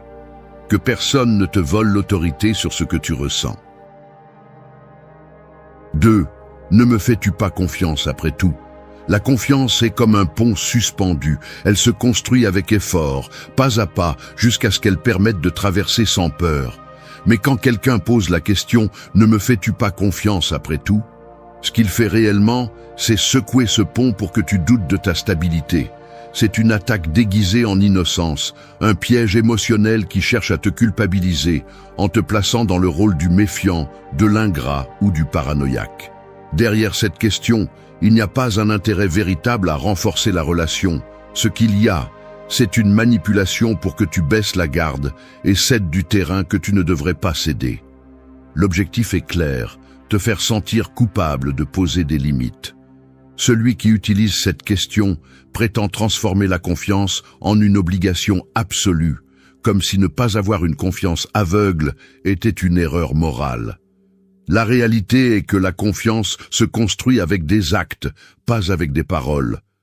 Personne n'a le droit de la réclamer comme si c'était un cadeau automatique, encore moins lorsque ses actions suscitent des doutes. Comment faire face à ce piège ? Le premier conseil est de se rappeler que la confiance n'est pas un chèque en blanc. Elle est donnée dans la mesure où les actions la soutiennent. Si quelqu'un a besoin de te demander pourquoi tu ne fais pas confiance, c'est parce que quelque chose dans son comportement l'a érodé. Avoir cela clair évite que tu tombes dans la culpabilité et te défends contre la pression émotionnelle. Le deuxième conseil est de ne pas répondre sur la défensive. Si tu dis « oui, je te fais confiance » juste pour éviter un conflit, tu donnes un pouvoir qui n'a pas été gagné. Au lieu de cela, réponds avec fermeté et sans détour. La confiance se démontre, elle ne s'exige pas.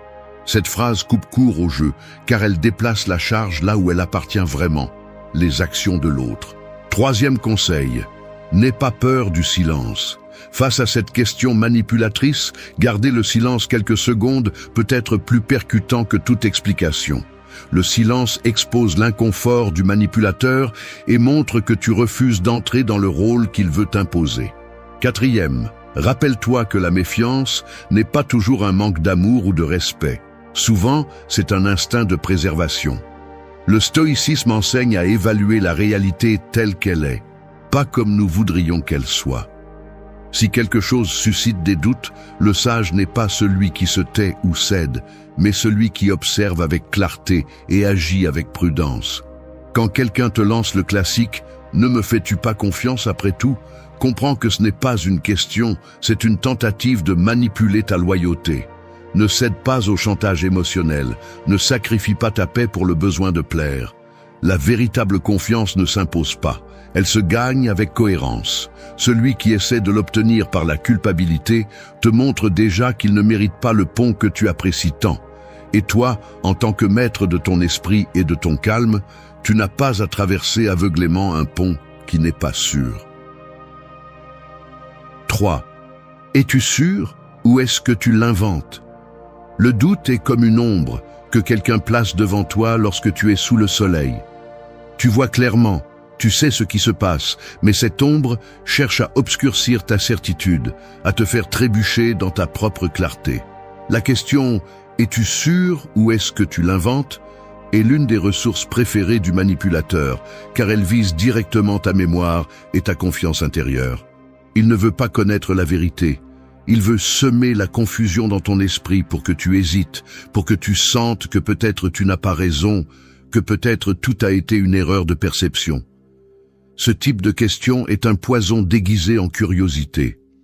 Lorsque quelqu'un te questionne de cette manière, le message caché est simple. Ne te fais pas confiance, fais confiance à ce que je te dis. Le manipulateur cherche à déstabiliser ta sécurité dans le but de la remplacer par sa version des faits. Comment neutraliser cette attaque ? D'abord, comprends que le doute qu'ils essaient de semer ne définit pas ta réalité. Ta mémoire, ton expérience et ta perception ont de la valeur. Le manipulateur veut transformer l'évident en questionnable, mais cela ne signifie pas qu'il y parvienne si tu ne le lui permets pas. Rappelle-toi que la certitude n'a pas besoin d'approbation externe. Le deuxième conseil est de ne pas tomber dans le piège de la surexplication. Face à cette question, il est courant que la victime commence à répéter les détails encore et encore, essayant de prouver qu'elle dit la vérité. Cette réaction, bien qu'elle semble logique, ne fait que renforcer le manipulateur, car elle montre qu'il a réussi à te faire douter et à te faire sentir le besoin de le convaincre. Au lieu d'entrer dans ce cercle vicieux, reste calme et réponds fermement « Je suis sûr et je n'ai pas besoin d'inventer quoi que ce soit. Bref, direct et sans place pour les interprétations. Troisième conseil, pratique la sérénité du silence. Si tu remarques que le manipulateur cherche à te mettre la pression, garde quelques secondes de calme avant de répondre. Cet intervalle montre que tu ne te laisses pas entraîner et projette une autorité silencieuse. Le désespoir de clarifier est le terrain du faible, la pause consciente est la stratégie du fort. Quatrième conseil, appuie-toi sur la cohérence de tes actes.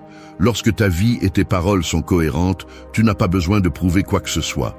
Le stoïcisme enseigne que la vérité n'a pas besoin d'ornement. Sénèque disait qu'une vie droite est la meilleure défense contre la calomnie. Si ce que tu dis coïncide avec ce que tu fais, aucune question piège ne peut te désarmer. Enfin, rappelle-toi que la manipulation ne se vainc pas en discutant chaque détail, mais en maintenant la clarté intérieure. La prochaine fois que quelqu'un te lance un « es-tu sûr » ou « est-ce que tu l'inventes ?» ne le prends pas comme une question légitime. Reconnais-le comme une tentative de contrôler ta confiance. Ne cède pas ce terrain. Affirme-toi dans ta mémoire, dans ton expérience et dans ta vérité.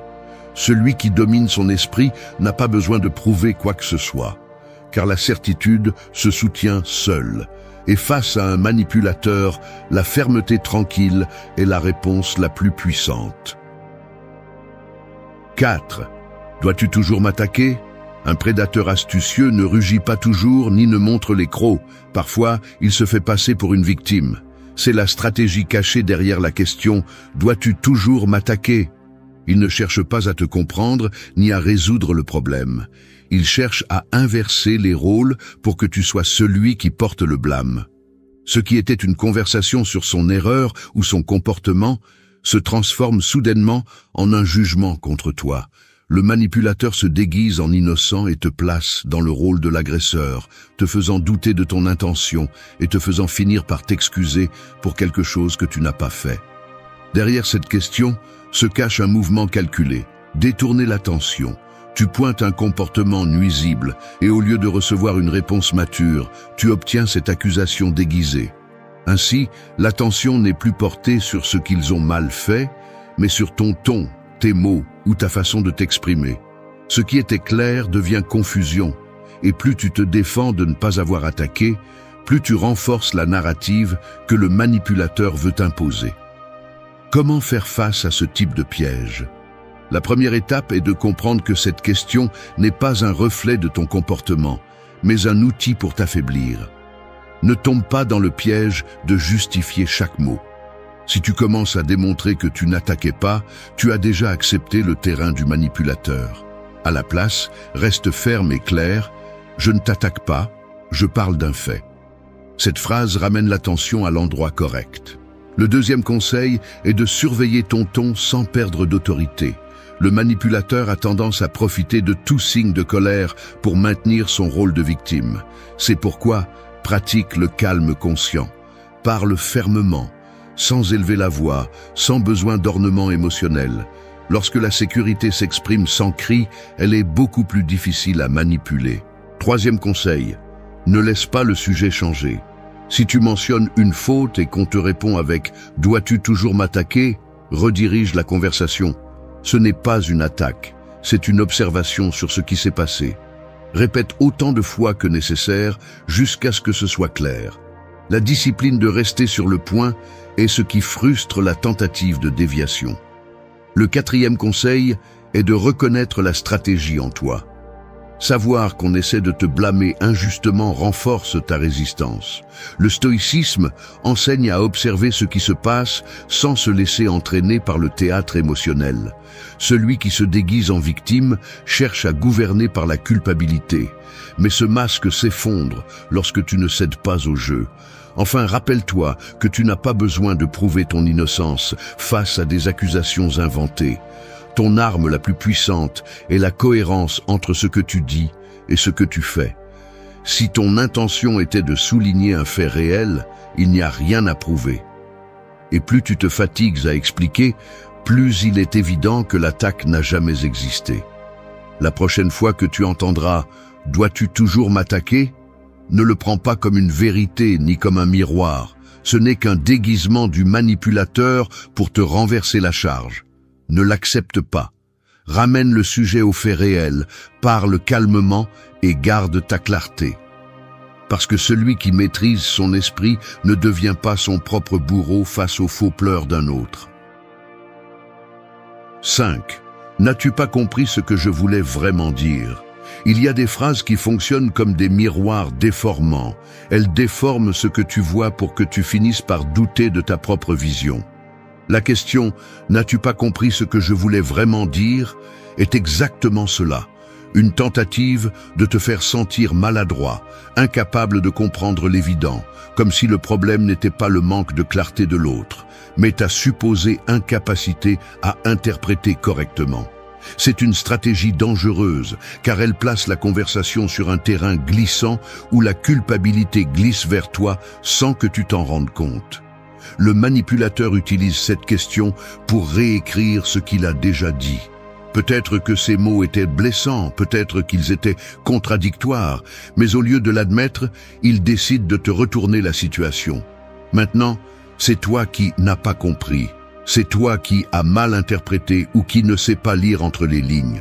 De cette façon, il évite de prendre la responsabilité de son message et sème le doute dans ton esprit. C'est un coup direct à ta sécurité. Car lorsque cette stratégie est répétée plusieurs fois, tu finis par croire que tu ne sais vraiment pas écouter, que tu prends tout mal ou que tu exagères ce qui a été dit. C'est le piège. Comment réagir face à ce type de manœuvre? La première étape est de rester ferme dans ce que tu as entendu. Si tu te souviens clairement des mots qu'ils ont utilisés, fais confiance à ta perception. Tu n'as pas besoin d'accepter une version alternative simplement parce que quelqu'un l'impose avec assurance. La mémoire et l'attention consciente sont tes meilleures défenses. Deuxièmement, évite la tentation d'entrer dans une guerre d'interprétation. Ne tombe pas dans le jeu de répéter encore et encore ce que tu as compris en espérant que l'autre le reconnaisse. Cela ne fait qu'alimenter le cycle, car le manipulateur aura toujours un « ce n'est pas ce que je voulais dire » prêt à te désarmer. Au lieu d'insister, affirme calmement « c'est ce que j'ai entendu et c'est ainsi que je l'ai reçu ». Cette phrase transfère la responsabilité à l'émetteur, qui doit clarifier ses mots s'il n'a vraiment pas exprimé ce qu'il voulait. Troisième conseil, garde ton sang-froid. Cette question est souvent posée avec un ton de supériorité, comme si l'autre détenait la vérité absolue et que tu étais l'ingénu qui ne sait pas saisir les subtilités. Ne rentre pas dans cette dynamique. Le respect de ta propre interprétation est ce qui soutient ton autorité dans la conversation. Quatrièmement, applique la stratégie de la limite claire. Si la personne insiste sur le fait que tu n'as pas compris, réponds « alors tu devrais l'expliquer mieux ». Avec cette simple phrase, tu démontes le piège et renvoies la charge au bon endroit. Celui qui parle a le devoir d'être clair, pas celui qui écoute de deviner les intentions cachées. Le stoïcisme enseigne que la vérité n'a pas besoin de fioritures ni d'excuses, et que la clarté est un signe de vertu. Si quelqu'un essaie de te manipuler avec cette question, comprends que ce qui est en jeu n'est pas ta capacité à comprendre, mais son incapacité à assumer ce qu'il a dit. La prochaine fois qu'on te dira « N'as-tu pas compris ce que je voulais vraiment dire ?», ne te mets pas sur la défensive. Reconnais la tactique, affirme ta perception et renvoie la responsabilité. Parce que celui qui reste ferme dans ce qu'il a entendu ne se laisse pas modeler par des miroirs déformants. 6. Ne serait-ce pas de ta faute ? La culpabilité est comme une pierre lancée au milieu de la nuit. Tu ne la vois pas venir, mais quand elle frappe, elle te laisse marqué et confus. C'est l'intention de la question, ne serait-ce pas de ta faute ? Le manipulateur ne veut rien résoudre. Ce qu'il cherche, c'est à déplacer la responsabilité de ses actes sur toi, à faire de toi la cible et à nettoyer son image pendant que tu portes le poids. C'est un jeu astucieux parce qu'il fait appel à ta conscience, à ce sens naturel de te remettre en question et le transforme en une arme contre toi. Le mécanisme est simple, tu pointes une action injuste et au lieu de répondre avec maturité, l'autre tourne la conversation pour que tu doutes de ta position. N'as-tu pas exagéré ? N'as-tu pas provoqué la situation ? N'est-ce pas toi qui l'as cherché? Soudain, ce qui était une réclamation légitime devient un examen de ta propre conduite. Et plus tu essaies de clarifier que tu n'es pas coupable, plus tu te retrouves pris dans le filet du manipulateur. Deuxièmement, observe les faits avec objectivité. Demande-toi, qu'est-ce qui s'est vraiment passé? Quelle action concrète m'appartient et quelle action appartient à l'autre? Le stoïcisme enseigne que nous devons distinguer entre ce qui est sous notre contrôle et ce qui ne l'est pas. Si l'erreur réside dans ces décisions, tu n'as pas à la porter en silence. La clarté des faits est le meilleur bouclier contre les distorsions émotionnelles. Troisième conseil, réponds fermement sans tomber dans la défense exagérée. Lorsque quelqu'un te pose cette question, évite le ton désespéré de « ce n'est pas ma faute ». Cette réaction ne fait qu'alimenter la narration du manipulateur. À la place, utilise des phrases courtes et percutantes. Non, cette responsabilité n'est pas la mienne. Tes actions parlent d'elles-mêmes. En ne rentrant pas dans un débat, tu coupes l'énergie de l'attaque. Quatrièmement, pratique la neutralité stratégique. Parfois, la meilleure façon de démonter cette question est de la renvoyer à l'émetteur avec calme. Pourquoi penses-tu que la faute est mienne? Ce revirement oblige le manipulateur à exposer son argument, et bien souvent, il se retrouve sans terrain parce que l'accusation n'était qu'un mouvement vide pour te déstabiliser. Le dernier conseil est de ne pas permettre que la culpabilité devienne une habitude. Si tu acceptes cette tactique à plusieurs reprises, tu finiras par douter de tout ce que tu fais, comme si chaque pas était une erreur. Le stoïcien sait que la culpabilité inutile est une chaîne invisible qui paralyse. Apprends à distinguer entre la responsabilité réelle et la charge imposée. Lorsque quelqu'un te dit « ne serait-ce pas de ta faute », regarde-le pour ce qu'il est, une tentative de transférer le poids. Ne l'accepte pas. Reste ferme, maintiens la clarté des faits et rappelle-toi que la culpabilité, quand elle ne t'appartient pas, n'est qu'une pierre que tu peux laisser sur le sol au lieu de la porter sur ton dos. 7. Ne serais-tu pas en train d'exagérer à nouveau? L'exagération est le déguisement que l'agresseur utilise pour invalider ta douleur. C'est sa façon de peindre avec des couleurs criardes ce que tu commences à peine à traiter. La question « Ne serais-tu pas en train d'exagérer à nouveau ?» ne cherche pas à équilibrer la conversation, elle cherche à étouffer ta voix, à transformer ton inconfort en hystérie, ton malaise en caprice. C'est un coup subtil, mais sûr, direct à la gorge émotionnelle. Après l'avoir entendu, la plupart se taisent, se replient, doutent d'eux-mêmes et se renferment. Parce que si on te fait croire que tu exagères, alors ton émotion perd de sa valeur. Et ce que tu ressens cesse d'être important. Ce type de question installe un doute en toi, un qui te répète à voix basse « Peut-être que tu exagères, peut-être que tu es trop sensible, peut-être que tu devrais te taire. » Et là, sans que tu t'en rendes compte, tu as déjà cédé le pouvoir. La personne qui manipule le sait. C'est pourquoi elle lance cette phrase calmement, avec une fausse préoccupation, comme si elle cherchait vraiment ton bien-être. Mais ce qu'elle essaie de faire, c'est de te faire taire, te faire sentir que tu n'as pas le droit de réagir, que tu pousses toujours les choses à la limite. Comment répondre à cela? D'abord, en reconnaissant l'intention derrière la phrase. Tu n'es pas face à une observation neutre, tu es face à une attaque contre ta perception. À ce moment-là, au lieu d'expliquer ou de justifier ce que tu ressens, affirme-le. Ne le transforme pas en sujet de débat. Si tu es contrarié, tu es contrarié. Si quelque chose t'a blessé, ça t'a blessé. L'émotion est à toi, et personne n'a le droit de la qualifier d'exagérée. Deuxièmement, ne diminue pas ton émotion pour t'adapter. Beaucoup, pour éviter d'être vu comme intense ou dramatique, baissent le ton, avalent la réclamation, sourient mal à l'aise. Cela ne fait qu'alimenter le manipulateur. Au lieu de cela, réponds calmement. Je parle de ce que je ressens, et cela mérite du respect. Ne crie pas, n'explique pas, parle fermement, parle clairement, et ne bouge pas de l'endroit émotionnel où tu te trouves. Troisième conseil, ne permets pas que cette question se répète sans conséquence. Si quelqu'un a l'habitude de la lancer chaque fois que tu exprimes quelque chose, arrête la conversation et pose des limites. Dis, si chaque fois que je parle, tu me dis que j'exagère, il n'y a pas de dialogue possible. Cette phrase coupe la répétition du schéma et oblige l'autre personne à reconnaître que ses paroles sont une forme d'invalidation. Le stoïcisme n'enseigne pas à annuler les émotions, mais à les comprendre, à les canaliser avec sagesse et contrôle. Réagir à l'injustice n'est pas exagérer, c'est avoir du discernement. Être contrarié quand on te manipule n'est pas un défaut, c'est de la conscience. La prochaine fois que tu entendras « Ne serais-tu pas en train d'exagérer à nouveau ?» ne réponds pas avec culpabilité. Réponds avec présence. Parce que ce que le manipulateur appelle exagération est souvent juste le reflet de ton éveil. Et celui qui s'éveille n'est pas obligé de dormir pour que les autres se sentent à l'aise. 8. Et si tout est juste dans ta tête? L'esprit est comme une pièce sombre. Lorsqu'une personne qui ne comprend pas ce que tu ressens entre avec une lampe de poche cassée, sa première réaction est de blâmer l'obscurité. C'est la fonction de la question « Et si tout est juste dans ta tête ?»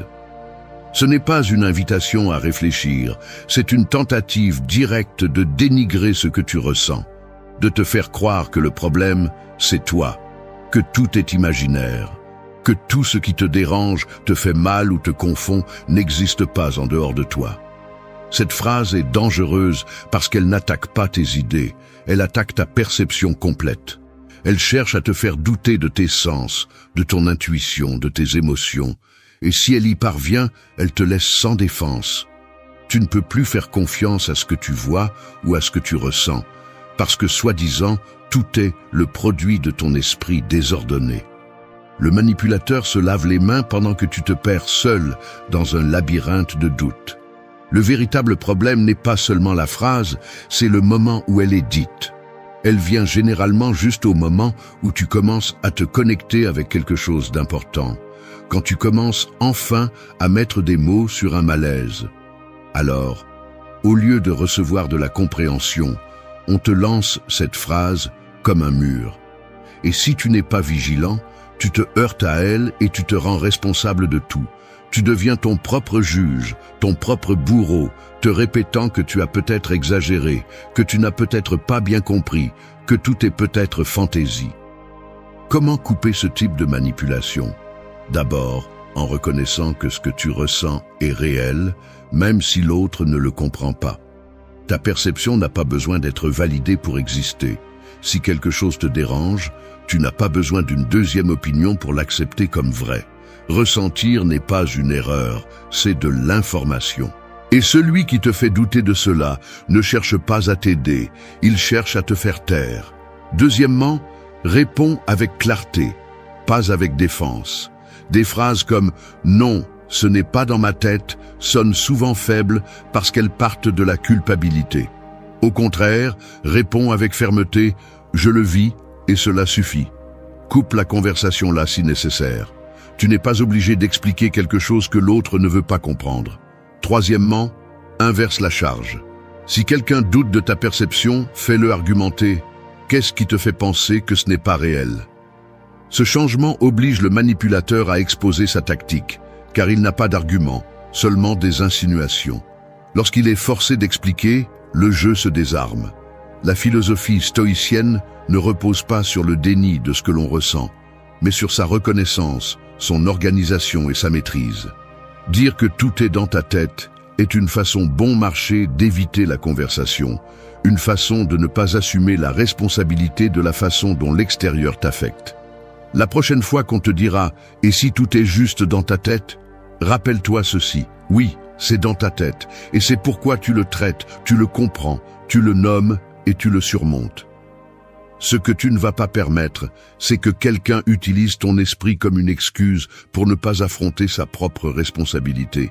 Parce que si ta perception dérange, peut-être que ce n'est pas de l'imagination, peut-être que c'est la vérité. 9. Ne vois-tu pas que tu interprètes mal tout? Une astuce très ancienne dans l'art de la manipulation est de jouer avec le miroir brisé. La personne lance une phrase offensante, un geste blessant, une insinuation chargée de poison, et lorsque tu réagis, elle te dit simplement « tu interprètes mal tout ». C'est ainsi que fonctionne la tromperie. Non seulement on nie ce qui s'est passé, mais on t'accuse également de l'avoir mal vu, d'avoir compris ce qui n'était pas, d'avoir déformé la réalité comme si ton esprit était défectueux. Le manipulateur ne se justifie pas, il te désarme à la racine, ton interprétation. Ce type de question ne cherche pas à éclaircir, il cherche à annuler. Il veut que tu remettes en question ta capacité de compréhension, que tu penses que tu as exagéré, que tu as mal entendu, que tu as compris à l'envers. S'ils parviennent à te faire douter une fois, ils le feront toujours. Parce que celui qui réussit à te faire penser que ta lecture de la réalité est erronée peut te modeler à sa guise. C'est le jeu. Ils te convainquent que l'erreur est dans tes yeux et non dans leurs actes. Comment briser cette tactique? D'abord, en précisant que tout malaise n'est pas une mauvaise interprétation. Tu as le droit de nommer ce que tu as ressenti. Tu n'es pas obligé d'accepter leur version des faits comme si c'était la seule possible. Quand quelqu'un te lance cette phrase, réponds fermement « J'interprète à partir de ce que j'ai vu et entendu ». C'est suffisant. Tu n'inventes pas, tu observes. Deuxièmement, reste ferme sur les détails. Le manipulateur a besoin que tu doutes du concret, c'est pourquoi il généralise et dévie. Tu dois revenir au point exact, ce qui a été dit, ce qui a été fait, comment cela t'a fait sentir. N'exagère pas, ne décore pas, décris simplement avec précision. Cette clarté laisse peu de place pour que l'autre s'échappe par la voie du déni. Troisième conseil, ne discute pas, interprétation, contre-interprétation. Cette bataille est toujours gagnée par celui qui sait manipuler. N'entre pas dans la dynamique de « j'ai compris cela » contre « non, ce n'est pas ce que je voulais dire ». C'est un cercle sans issue. Au lieu de cela, concentre-toi sur ce que cela a produit en toi. C'est ainsi que je l'ai vécu et cela m'a affecté. Là, le débat s'arrête. Quatrièmement, observe les modèles. Si cette phrase apparaît fréquemment dans la bouche de la même personne, tu n'interprètes probablement rien de mal. Tu vois clairement ce que l'autre ne veut pas admettre. Le stoïcisme enseigne que la vérité est simple, directe, sans fioritures. Si quelqu'un a constamment besoin de te convaincre que tu n'as rien compris, c'est parce qu'il n'est pas transparent. Et enfin, ne cède pas ton jugement. L'interprétation de la réalité est aussi ton droit. Ne laisse pas quelqu'un placer un filtre sur tes yeux et te dire comment tu dois ressentir ou penser. La prochaine fois qu'on te dira « Ne vois-tu pas que tu interprètes mal tout ?» ne te précipite pas à douter de toi. Respire, rappelle-toi les faits, réaffirme ce que tu as vécu et ne cède pas ta perception. Parce que la manipulation commence là où tu décides de ne plus faire confiance à ce que tu sais déjà. Et tu sais plus qu'il ne voudrait que tu te souviennes. 10. Est-ce vraiment la peine de faire tout un plat de ça? Le dernier recours du manipulateur ressemble au bruit d'une porte qui se ferme lentement. Il ne crie pas, il ne pousse pas, il essaie simplement de te faire partir en silence. La question « Est-ce vraiment la peine de faire tout un plat de ça ?» est conçue pour te faire sentir que ton malaise est une exagération, que ton besoin de parler est un caprice, que ta limite est une perte de temps. L'objectif est clair. Te faire reculer avant même que tu commences à te défendre. Ce type de question ne résout pas les conflits, elle les fait taire. C'est la tentative de fermer une conversation qui dérange, d'éteindre le feu sans se demander pourquoi il a commencé. Le manipulateur la lance quand il sait que tu es sur le point de toucher un point sensible, quand il sent qu'il ne peut plus dissimuler ses intentions. Et alors, il change de direction. Maintenant, le problème n'est pas ce qui s'est passé, mais le fait que tu veuilles en parler. C'est le jeu. Comment répondre à cela?